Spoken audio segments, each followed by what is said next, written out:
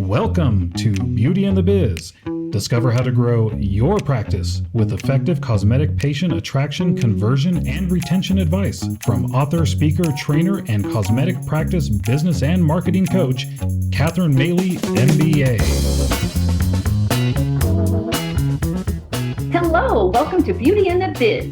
I'm Catherine Maley, your host, and today's special guest is Dr. Peterson PIerre. Dr. PIerre is a board-certified dermatologist practicing both medical and cosmetic dermatology.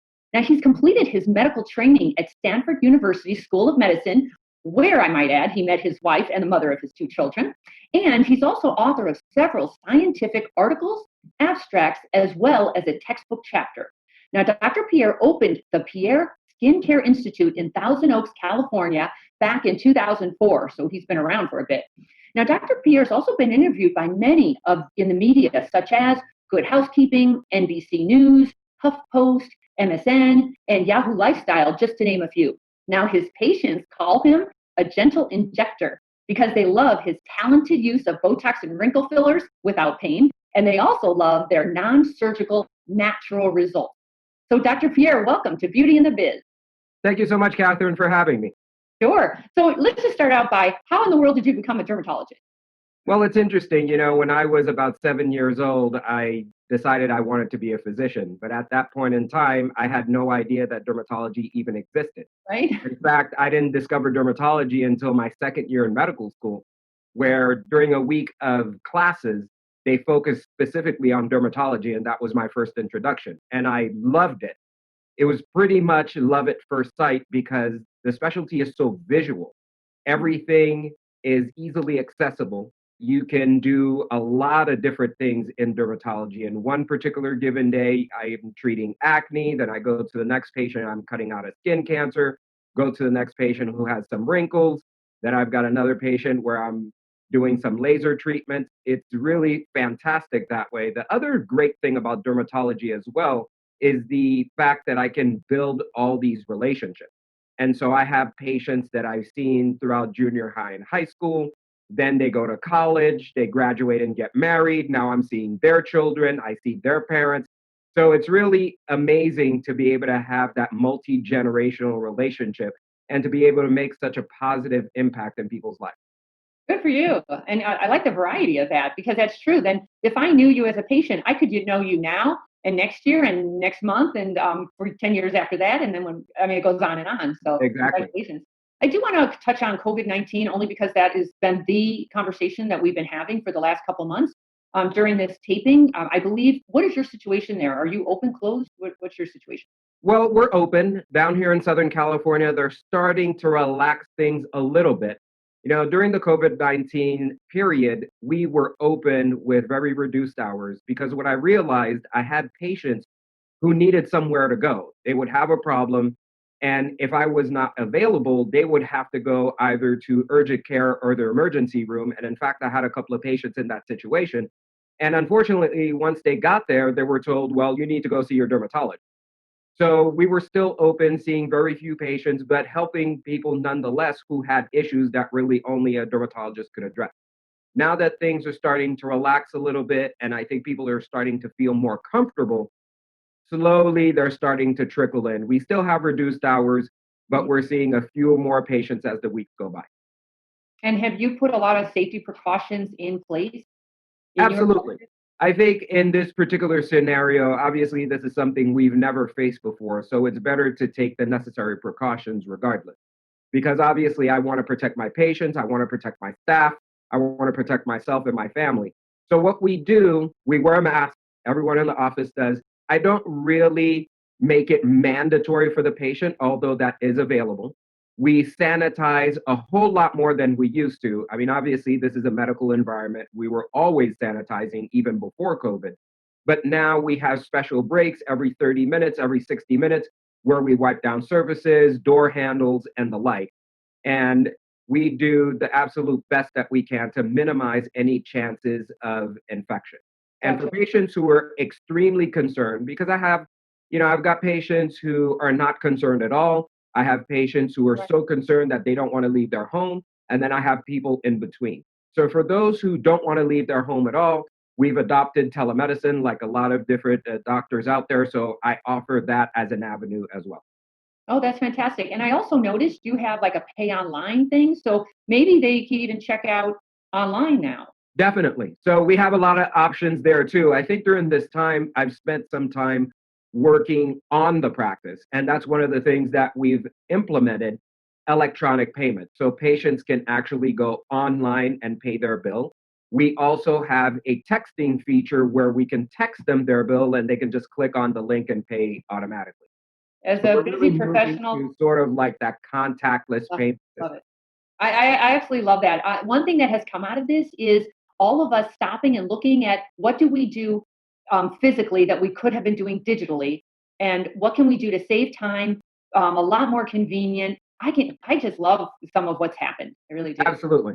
I think one of my focuses for the practice has been to automate and digitize, and we've definitely moved in that direction. For sure. So I want to talk about the fun part of your practice, which is the cosmetic side.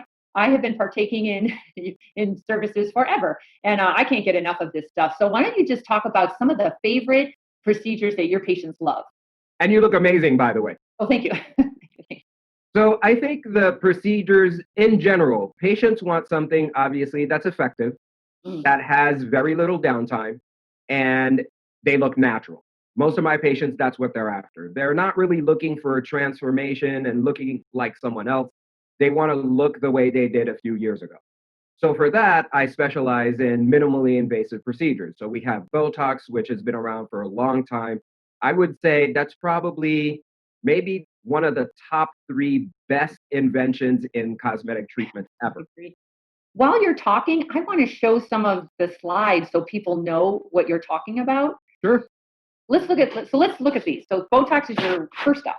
Yeah, so this patient, it was a 35-year-old married lady with a couple of kids and was very bothered by her appearance because she's very expressive facially and she would sort of frown and raise her brows at the same time, which would also flatten her eyebrows. And she really disliked that. So she came to see me.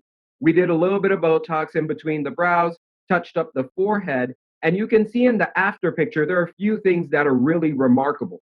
Number one, in the after picture, she's frowning. So those frown lines, worry lines are gone.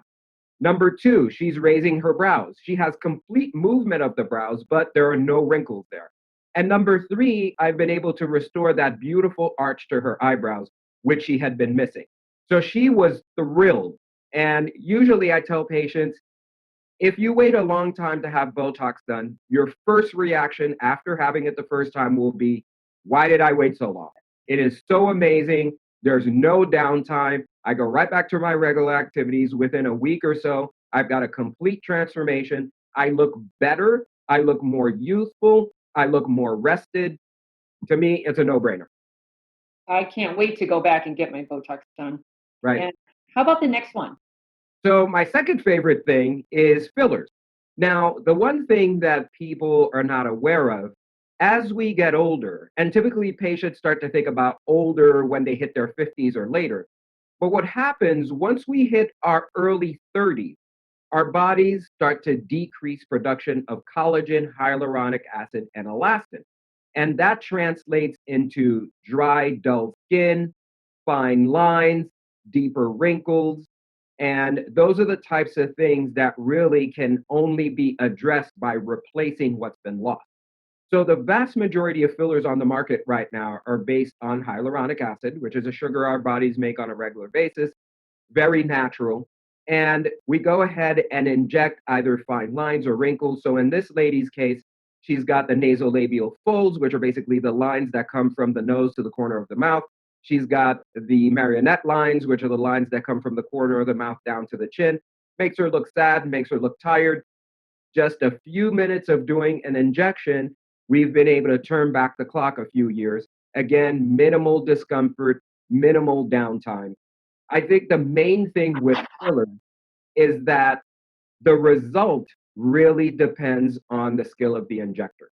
Because you can have the same exact paint, give it to 10 different people, and you have 10 different results. So it's really important to pick the right injector to give you the look that you're after. That's a really good point. I personally have been around long enough to have experienced really bad injections. And I'm not saying they're bad injectors, they're just not experienced or skilled or trained. And then I've had really good results and Right. a huge difference. Okay, how about this one? So here we've got another example of the loss of volume. So rather than having a line or lines like the previous patient, this lady still looks great. But if you look at the cheek area, you can see that it's flat. It's starting to have some depressions. I think her cheek bone itself is still pretty good. But if you look underneath, there's sort of a hollow happening there. If you look closer between the cheek and the nose, there's definitely a hollow there as well. A lot of that's genetic. A lot of that has to do with time. And so that tends to make you look older. Obviously, that's not anything that anyone is after, and that's something they want to correct. Very simply, with fillers, my particular favorite one for this is a filler called Juvederm Voluma. We inject it right down onto the bone, lifts that up, provides fullness into the hollowed areas, and we're just restoring the youthful contour that she had a few years ago. So in the before picture, you'll see sort of that white line near her cheek. That's the OG curve. And so you can see it's not much of a curve, it's almost a straight line at that point. But in the after picture, you have restored the natural youthful contour, which is exactly what we're after. When you look at her, you can't necessarily say, oh, this lady has had something done. What you're looking at is, wow, this lady looks really good. And you can't necessarily know that she's had anything done without that before picture. And that's really what the bulk of my patients are after. They want a natural look. They don't want the treatment to announce itself. They just want people to be attracted to their beauty. And that's what I do. That's so true. And then how about this one? This is a new favorite, huh? Yes, I think lips in general, obviously, that's one of those things as you get older, the lips start to shrivel up, which then in turn can lead to those little lines around the lip, those dreaded smoker's lines, even though you may never have smoked. And I think in the past few years as well, this has gotten popular with millennials because they want that pout. I think a lot of that has been driven by social media. Now, this is the one area that I see quite frequently abused because I've seen some lips that, in my professional opinion, look absolutely terrible. You can tell within 2 seconds that not only have they been done, they've been grossly overdone, completely out of proportion with the face, and it looks comical, which sadly, I don't think is what most patients are after. But unfortunately, I think there are a lot of injectors out there that may have that opinion that if a little is good, more is better. So the key thing with lips, there are a few things. First thing, there's a certain proportion that you want between the upper and lower lip because you never want the upper lip to be much bigger than the lower lip. Although there are some individuals who are born that way, for the most part, that's not something that you should be seeking in a cosmetic treatment. Number two, and I think this part is grossly overlooked, your lips should always be in proportion with the rest of your face. If your lips are too big and you have a small face, that simply doesn't look natural. So you have to address the lips themselves, but the lips are not in a vacuum. They have to be in harmony with the rest of the face and have the proper proportions so that you can look your best. And no one is saying, oh, yeah, I know what she had done. They're just looking at you and saying, oh, my goodness, she looks amazing. Very nice. Very nice. Now, I want to switch over to lasers because I know you have a whole bunch of them in your practice. What can they do for patients? Well, lasers are really very versatile. I think the main things that I'll use lasers for are pigmentation, which is something that bothers a lot of patients, whether it's pigmentation from the sun, whether it's pigmentation from melasma or what have you. Fine lines, wrinkles, pores, tone and texture. We've got lasers to address all of those things. Now, we've got lasers that have very little downtime, like the Clear and Brilliant. And then we have other lasers that have more downtime, like CO2 resurfacing. So this patient right here has some melasma. You can see in the before picture on her cheeks and her forehead. 100% of patients who have melasma are bothered by it. Melasma is triggered by the sun, by hormones, and by heat. So I universally will start patients like this on some hydroquinone. But for faster results, for better results, we'll add a laser like the Clear and Brilliant. Now, this is the most popular laser in my practice simply because it works and it has very little downtime. And the pain is minimal. I always do some numbing cream, but I have patients who do it without any numbing at all. The treatment's quick, your skin is red maybe for a day or two, and the very first thing you notice, your skin is soft and smooth. I had one patient who had it done, and most of my patients tell me, oh, my husband never notices anything. But this one patient told me her husband was the first person to notice. And he said to her, honey, your skin is so smooth. And that was after just one treatment. And she was hooked from then on. This is one of my favorite procedures. I get it quite regularly because I'm a redhead. I get so much redness in my face and it drives me nuts. And I look like I'm blotchy and like blushing all the time. And this one's been great. I'm not getting any downtime from it. Like it's a little, maybe like a day or so, but nothing unusual. Like I could easily wear my makeup over it. And it's so funny because people will say, huh, you look really good. And I don't know why, but yeah, it's a really good subtle one that I actually have added to my repertoire as a regular maintenance kind of thing. It's a great maintenance treatment. And then how about this one? Now, this one's serious. This is laser resurfacing. Yeah, so this definitely is the other extreme for people who need more correction. So with the Clear and Brilliant, it's great for maintenance. It's great for a little correction for pigment and things like that. But for someone who's a little bit older, has a lot more sun damage, deeper wrinkles, and things of that nature, you definitely are going to need something a bit more aggressive. So carbon dioxide, CO2 laser resurfacing is the gold standard for that. That can help with fine lines, deep wrinkles, brown spots, pores, texture, all of that. But the flip side to that is it does have downtime. You're typically looking at about 2 to 3 weeks of redness. Usually after the first week, you can wear makeup, you can go back to your regular activities. But to have that redness go away completely, you're looking at about 2 to 3 weeks. But this is one of those treatments, when you're done with it, it's a wow result. So you can see with this lady, even though in the after picture, she's still a little bit pink, you can see those lines above her lip are virtually gone. You can see even her nasolabial folds have improved. Now, she still needs a little filler to correct that completely. You can see the hollow under her eyes has improved. Also, there she could do a little bit better with some filler. You can see the glow to her skin has been restored. So this really is a very satisfying treatment. Wow, if you can afford the downtime, it really does turn back the clock on your skin. Amazing.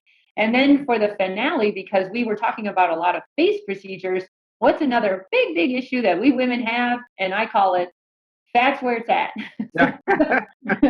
So he has a solution for that. And boy, we all have some fat that we don't want. 99% of us. So what do you think about CoolSculpting? I love CoolSculpting. Now, I was not one of the early adopters. This is the 11th year that CoolSculpting's been out. Oh. So it is tried and true. But I did not start right away because there were some complaints that I had heard from some of my colleagues, from some patients who had had it done elsewhere. And so I was a little resistant. But when they redesigned the machine a few years ago, that's when I jumped on board because all those issues that my patients had been mentioning were addressed. All the issues that my colleagues had been mentioning were addressed. And it's really a phenomenal treatment. It is the single best non-invasive fat treatment that we have anywhere on the planet. Over 8 million treatments have been done worldwide. It works. There is no downtime.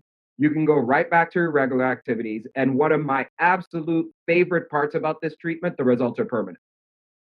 Nice. And what areas can you treat? Because it used to be pretty much like, the tummy is, almost all of us have like tummy issues or what other areas? Yeah, this treatment is very versatile. You can treat that fat underneath the chin, the jowl area. You can do the bra fat front and back. You can do the arms. You can do the stomach, the love handles. I like to call them the hate handles because who loves those? You can do the outside of the thighs, the inside of the thighs, and even an area above the knee. And then there can be a little pocket of fat in some people between the buttocks area and the thighs that's known as the banana roll, and that area can be treated as well. Once the CoolSculpting freezes the fat cells, it destroys the fat cells. the body will flush out the fat. No, the fat does not go to a different part of the body, which is a common misconception. Your body just flushes it out, and those results are permanent. Those fat cells are gone. They will never come back. That is good to know. All right. By the way, everybody, I've given, I kind of coerced Dr. Pierre to give us something because I'd love for you to go to a consultation with Dr. Pierre. He's really lovely, and all of your questions would be answered with him. If you've watched this, if you would just, when you call or email or DM, just mention that you've seen this, and you'll have a free virtual consultation with Dr. Pierre, almost just like what we're doing here. So I highly recommend you take advantage of that because he normally charges $100 for it. But during this special time, he's offering that as a free virtual consultation. By the way, Dr. Pierre, what kinds of questions should people be asking you at their consultation to know that they're going to get a good result, something that they expect and reaches their results that they're looking for? Well, I always start every single consultation with the mirror because I see things, but the patient may not be concerned about some of the things that I notice. So I always start with the mirror. Tell me the top 3 things that bug you. And we start from there. And so I always want to address whatever it is that is on that top 3 list. Because in my opinion, even though something I think can be easily addressed, if that's not a concern for the patient, then there's absolutely no reason for the patient to spend any money on that. It just doesn't make sense to me. Yes, I can correct it, but if it doesn't bother you, why waste the money on that? Let's focus on the things that bother you. So then I'll usually go over multiple different treatment options for whatever that concern is. We'll go over downtime issues, number of treatments that may be required, the timeline for those results, how we can maintain those results in the long run, any side effects, pricing considerations. So I really address everything. And then sometimes I'll make some suggestions, such as, you're treating this particular area, but have you considered this?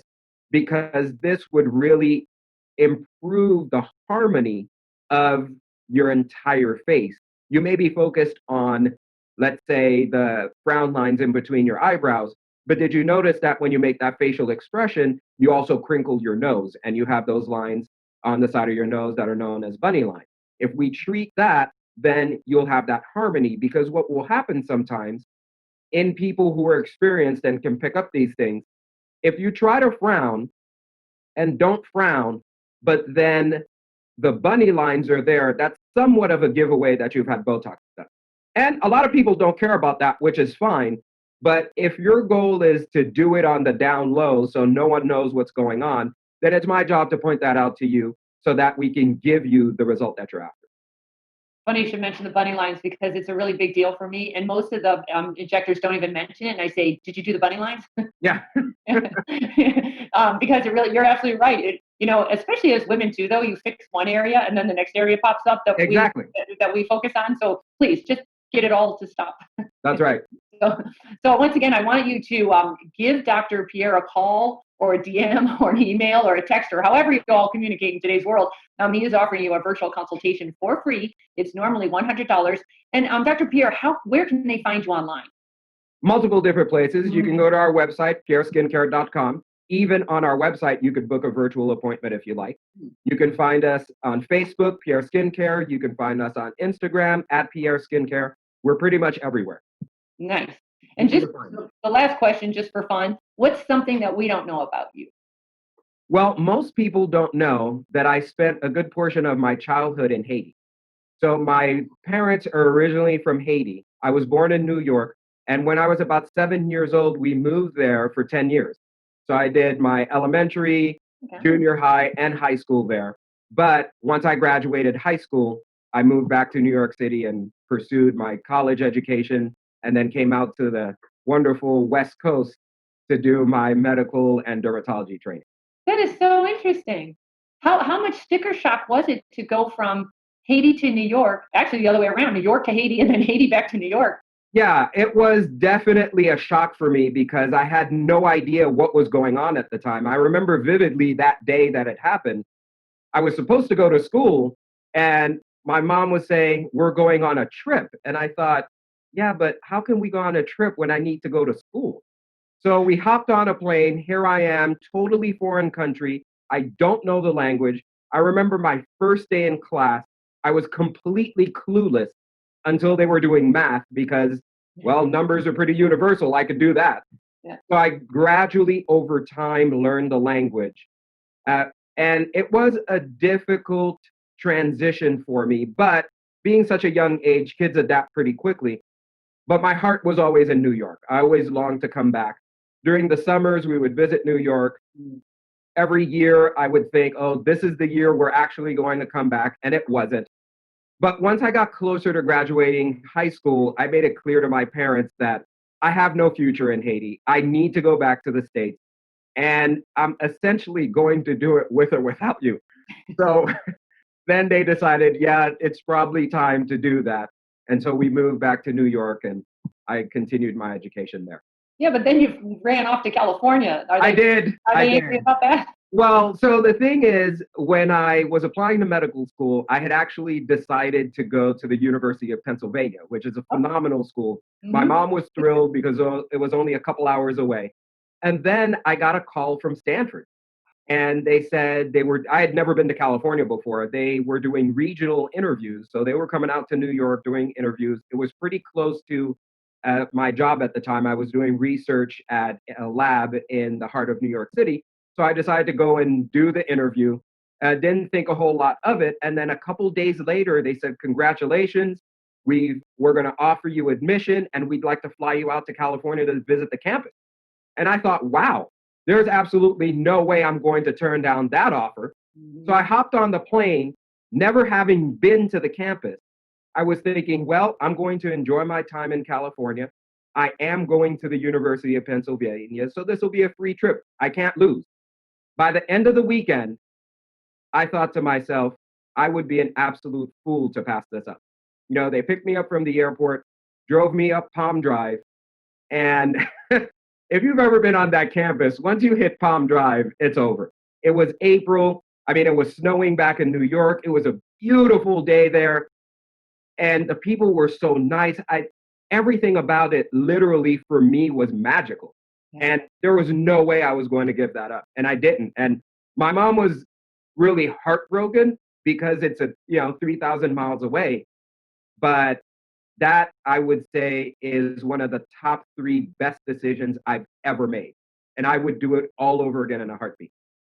Nice. Good for you. I assume the other one is your wife. Yes. Yeah. Stanford's been good to me in a number of different ways. Right? That was a good move on your part. Yeah, definitely. All right. Well, thank you, Dr. Pierre. Everybody, please go meet with Dr. Pierre. If you can have a virtual consultation with him, please take advantage of that. It's a free consult. Usually it's $100. And so check him out. Check him out on Instagram or Facebook, or go to his website, pierreskincare.com. And thank you so much for your time. Thank you so much, Catherine. Have a great day. We hope you found valuable insight on this episode of Beauty and the Biz. For more episodes, tools, and Catherine's free book, visit www.catherinemaley.com. That's www.catherinemaley.com. And be sure to subscribe to get the latest practice building strategies delivered to you. And don't forget to share this Beauty and the Biz podcast with your staff and colleagues.